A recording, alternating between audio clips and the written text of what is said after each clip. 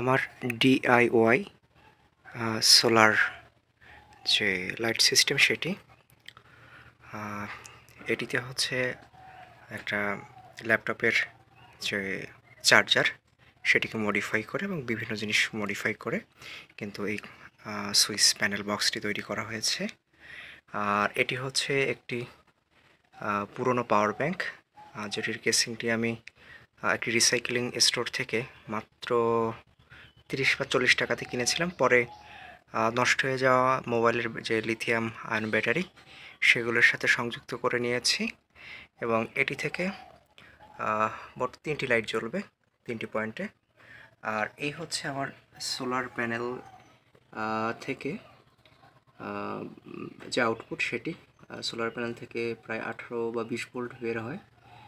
সেটিকে আমি একটি মডিউল ব্যবহার করে 5 ভোল্টে নামিয়ে এনেছি এবং এটা থেকে 750 মিলিঅ্যাম্প গড়ে প্রতি সেকেন্ডে আমি আউটপুট পেয়ে থাকি আর কি। আর এটিকে ইউএসবি কেবলের সাথে এই পাওয়ার ব্যাংকের যে টাইপ বি চার্জিং পোর্ট সেটির সাথে যুক্ত করে নিয়েছি। আর এটি হচ্ছে আমার প্রথম লাইট।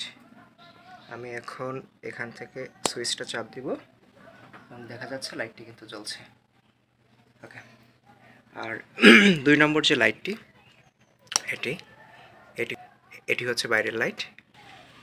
বাইরের লাইটটি কিন্তু জ্বলছে এবং এটি আমাদের বাড়ির পেছনের যে অংশটুকু অর্থাৎ ব্যাকইয়ার্ড যে অংশটুকু এবং আমাদের বাড়ির যে খাট সেটুকু কিন্তু আলোকিত করবে।